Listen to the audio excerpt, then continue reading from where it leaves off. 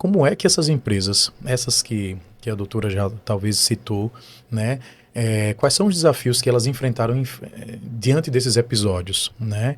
Dentro da perspectiva da doutora, quais foram os caminhos, talvez, que elas, ou os desafios que elas estão travando ainda hoje, em função dessa ausência, ou talvez dessas situações que aconteceram pontualmente, mas para que quem ouve, ou quem está vendo, né, do lado de fora, parece-me que a empresa, no primeiro momento, nunca fez.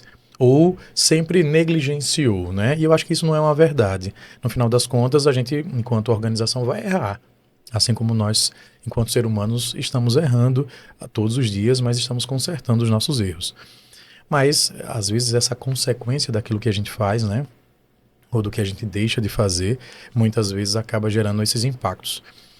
E aí eu queria que a doutora explicasse um pouquinho como é que foi essa questão na Carrefour, de que maneira isso se reverberou, de que maneira isso foi para a lógica da Vale, né? Ou assim também, da mesma maneira com as outras empresas citadas. Só para que o nosso ouvinte ele ficasse mais atento a essas questões. Pois bem, os desafios para a implementação dessa mentalidade são grandes. E eles partem do G dessa sigla, que é a governança, né?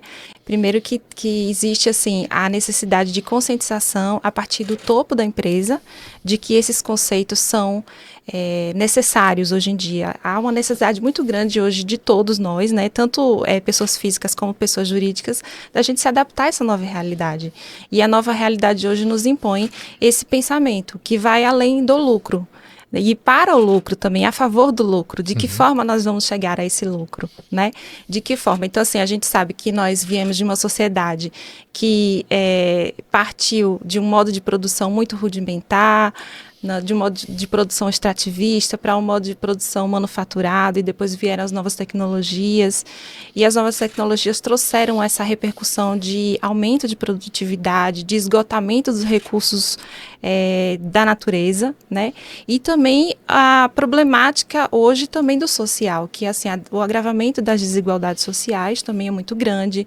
A gente enfrenta hoje questões relacionadas à não inclusão de boa parte da população dentro desse processo produtivo, né? Existe o racismo, existe a dificuldade da mulher dentro do mercado de trabalho, existe a dificuldade de pessoas de várias etnias fazerem parte da cadeia produtiva, do acesso a funções de maior graduação dentro da empresa.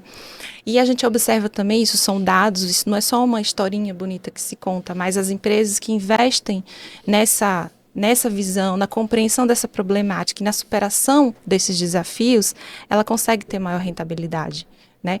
Então, assim, voltando ao assunto, desafios. Primeiro é esse desafio, que é o da conscientização, né? Então, quando isso não surge propriamente do mercado, porque hoje já existem, digamos assim, estratégias que o próprio mercado vai se ajustando e exigindo, né, que as empresas passem a ter programas estruturados de compliance, programas estruturados de diversidade e inclusão, programas estruturados em ESG.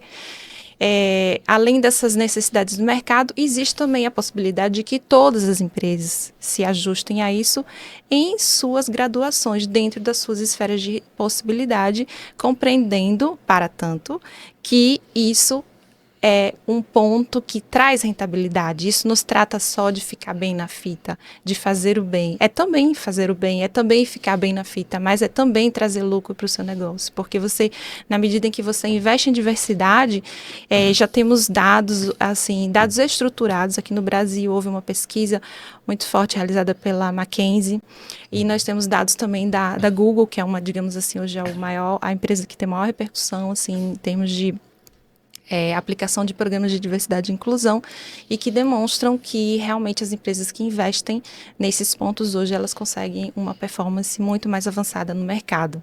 Então, voltando, digamos que os desafios seriam esses, né? Os maiores desafios seriam da conscientização e depois também o da implementação, né? Porque, André, você sabe muito bem que mudar é difícil, né? Às vezes a gente está aqui, eu estou sentadinha nessa cadeira, já está quentinha aqui, e eu não quero mudar para outra só porque ela já está quentinha. Então, a transformação dentro dos processos nas empresas, ela é custosa, ela exige uma atenção, uma dedicação. Então, não dá para pensar, por exemplo, na estruturação de um programa em ESG, na medida em que um gestor vai cuidar disso e vai cuidar daquilo, de A, B, C, D dentro da empresa. Há necessidade de se destacar esse assunto e de se voltar realmente uma estruturação de recursos financeiros e recursos estruturados para que aquele ponto ali se desenvolva, né? E que os processos a partir disso sejam implementados através de um diagnóstico dos maiores riscos a que essas empresas estão expostas, né? E aí a gente vai analisar quando você pensa em implementar um projeto de ESG dentro de uma empresa, você vai analisar a realidade daquela empresa. Não existe um modelo que você possa copiar para todas as empresas de ESG, não.